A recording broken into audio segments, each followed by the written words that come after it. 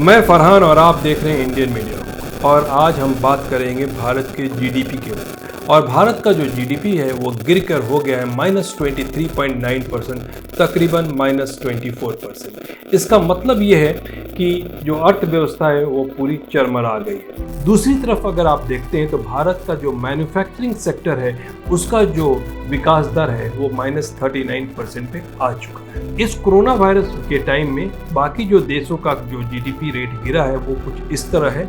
US -9.5%, Japan -7.6%, France 13.8%, Italy 12.4%, Canada -12% and Britain -20.4%। Bharat का जो GDP है ये पहले से ही गिर रहा है। अगर आप इस ग्राफ में देखेंगे तो पिछले 8 क्वार्टर से कंटिन्यूस जीडीपी गिर रहा है। इसको ये नहीं कहा जा सकता ये जो जीडीपी गिरा है इसका इम्पैक्ट सिर्फ कोरोना की वजह से हुआ है। नहीं, कोरोना की वजह से हम पूरा ब्लेम कोरोना के ऊपर नहीं डाल सकते। इतना कहा जा सकता है कि जीडीपी पहले से गिर रहा था लेकिन कोरोना के इम्पैक्ट की वजह से ये जीडीपी ज़्यादा नीचे लुढ़क गया। एक आम आदमी को जीडीपी से क्या फर्क पड़ता है, जीडीपी के गिरने से क्या इम्पैक्ट होता है वो मैं आपको बताता हूँ। देखिए, आप और हम और सारे लोग जो मिल के कारोबार करते हैं या खरीदी करते हैं या बेचते हैं, उस सारी चीज़ों को अगर हम मिला देते हैं वो सारा आंकड़ा जो है वो एक जीडीपी है। तो इसका मतलब सीधा मतलब ये है कि आप जहां 1 लाख रुपए का कारोबार करते थे उसमें आपको 23.9% का कमी हो गया है। तो 1 लाख में से अब आपको 23,900 रुपया कम आप कमा रहे हैं। तो जहां आपकी टोटल कमाई कम होती है तो आपका टोटल जो मुनाफा है वो भी कम होता है। जब किसी का टोटल मुनाफा कम होता है, या वो कंपनी हो और या इंडिविजुअल हो, तो क्या करेगा वो 2-3 चीज़ है जो सबसे पहले करता है। सबसे पहले कम करता ये है वो कि खर्चा कम करता है। उसके बाद से वो नज़र डालेगा अपने मैन पावर के ऊपर कि अगर जो मैन पावर उसको लगता है कंपनी के लिए उतना ज़रूरत नहीं है और उससे ज़्यादा इम्पैक्ट नहीं पड़ता, अगर उसको हम हटाते हैं तो उस मैन पावर को कंपनी या इंडिविजुअल उसको हटाता है। उसके बाद भी जो उसका नुकसान हो रहा है वो भरपाई नहीं कर पाता है तो सैलरी को कम करता है। सैलरी कम करके वो जो भी उसका लॉस होता है उसको पूरा करने की कोशिश करता है। ये वो आदमी है, या तो व्यापारी होता है और नहीं तो एक कंपनी होती है।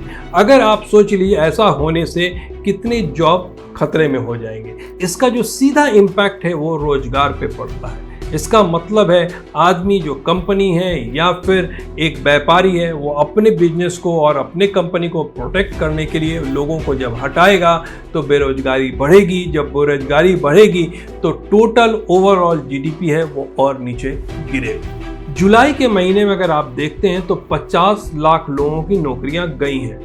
अब इसमें प्रोफेशनल भी है और इसमें अनऑर्गेनाइज सेक्टर भी है। अब दूसरी बात करते हैं कि अनऑर्गेनाइज जो सेक्टर है, लोगों का कहना ये है कि उनको जॉब मिल सकता है, लेकिन ये भी कितना सच्चाई होगा और कितना सही होगा ये कहा नहीं जा सकता। क्योंकि बात ये है कि अगर किसी फैक्ट्री में आप सोच लीजिए 100 मजदूर काम करते थे और उसका प्रोडक्शन कम हो जाता है, उसकी प्रॉफिट कम हो जाती है, तो डेफिनेटली वो भी मैन पावर कम करेगा।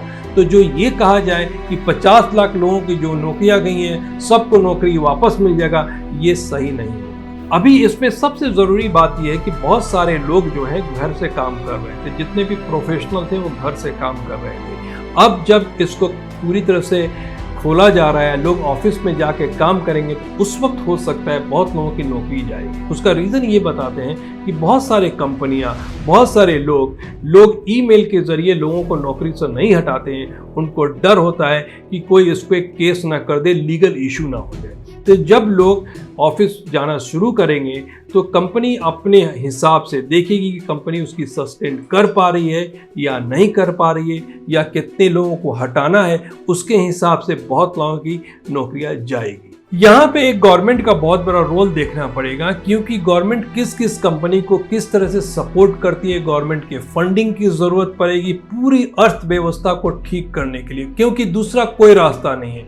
अब उनके सलाहकार क्या डिसीजन लेते हैं, कहाँ पे कैसे फंडिंग कराते हैं, उसके ऊपर पूरा डिपेंड करता है। क्योंकि अब माइनस 23.9% से ऊपर लेके आना एक बहुत बड़ा चैलेंज होगा। बहुत सारे लोगों का कहना है ये जो नंबर है हो सकता है थोड़ा और ज़्यादा हो, क्योंकि पूरा कैलकुलेशन एक बार में आता नहीं है। तो अगर आप सोच लीजिए कैलकुलेशन इससे ज़्यादा हो तो आपको कितनी मेहनत करनी पड़ेगी जीडीपी को वापस लाने के लिए।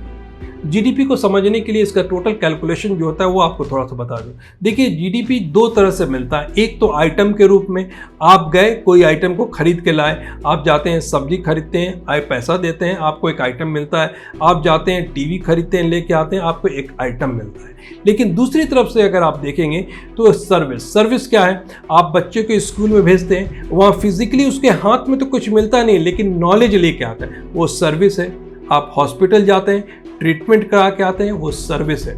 आप होटल में जाते हैं, खाना खाते हैं, खाना का जो पैसा देते हैं वो आपको आइटम में आ गया, लेकिन जो टिप देते हैं वो सर्विस है। उसी तरह आप पार्लर जाते हैं, आप अपना बाल कटाते हैं, मेकअप कराते हैं, वो सर्विस में आता है। इन सारी चीज़ों का जो कैलकुलेशन किया जाता है उसके बाद जीडीपी का कैलकुलेशन होता है।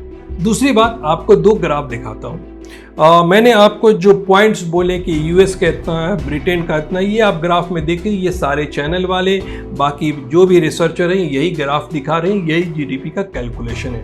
लेकिन कुछ मीडिया वाले दो टाइप के और ट्विटर अकाउंट में दो टाइप के ग्राफ दिखा रहे हैं, जिसमें कुछ कंट्री के जो माइनस पॉइंट है वो ज़रूरत से ज़्यादा दिखा रहे हैं। ये दिखाने की कोशिश की जा रही है कि इंडिया का जो ग्राफ है वो ठीक है और दूसरे कंट्री का जो डाउनफॉल हुआ है और ज़्यादा है। इस ग्राफ को देख के आप समझ सकते हैं। एक टीवी चैनल है, आप इस टीवी चैनल का लोगो देख सकते हैं, ये भी किसको फेवर करता है वो भी आप जानते हैं। यहाँ पे ये डेटा सही दिखाई दे रहा है, लेकिन ये दूसरा टीवी चैनल का आप डेटा देखें, यहाँ पे डेटा कुछ अलग दिखाई दे रहा है। इससे लगता है कोई ना कोई इस डेटा को अलग तरीके से पेश करने की कोशिश कर रहा है। यहाँ जो सबसे बड़ा जीडीपी गिरने का एरर जो नज़र आता है वो है लॉकडाउन। बहुत सारे जो एक्सपर्ट हैं उनका ये कहना है कि ये जो लॉकडाउन किया गया था वो सही नहीं था, ये कुछ लोगों का इंडिविजुअल डिसीजन था। उस वक्त इतना स्ट्रिक्ट लॉकडाउन करने की ज़रूरत नहीं थी, उसी की वजह से -23.9% जो जीडीपी गया है वो गलत डिसीजन का भी एक असर है, ये एक्सपर्ट का कहना है। बात यह है कि उस वक्त जब नंबर ऑफ पेशेंट कम थे, इतना स्ट्रिक्ट लॉकडाउन करने की ज़रूरत नहीं थी। लोग कह रहे हैं कि आपको एयरपोर्ट के ऊपर स्ट्रिक्ट रूल्स एंड रेगुलेशन बनाना था, रेलवे स्टेशन मतलब मूवमेंट के ऊपर आपको कंट्रोल करना था, मार्केट के मूवमेंट पे कंट्रोल करना था, ना कि टोटल सिटी को लॉकडाउन करना था, जिसके वजह से ये अर्थव्यवस्था और चरमरा गई है। दूसरी बात यह है कि जब आप 37 लाख से ऊपर हो चुका है नंबर ऑफ पेशेंट, तब आप पूरी चीज़ों को खोल रहे हैं। अब आपके पास कोई रास्ता भी नहीं है, आप अब लॉकडाउन कर भी नहीं सकते। ये जीडीपी की कुछ बातें थे जो आप तक रखनी थी। तो अब आखिर में मैं यही कहना चाहूँगा कि देखिए, इतना कुछ होने के बाद सरकार कुछ ज़्यादा नहीं कर पाएगी, ये आप भी देखेंगे और हम लोग भी साथ आपके देखेंगे। तो कहने का मतलब ये है कि अब आप एक दूसरे का हाथ पकड़ के ही इस चीज़ से बाहर आ सकते हैं। यहाँ ना हिंदू मुस्लिम देखने की ज़रूरत नहीं है, आप अपने भाई को साथ लीजिए और आगे बढ़ते जाइए और अपने खर्च को जितना कम करेंगे उसमें भलाई। Thank you so much watching Indian media book. हमारे चैनल को सब्सक्राइब करें, बेल आइकॉन प्रेस करें।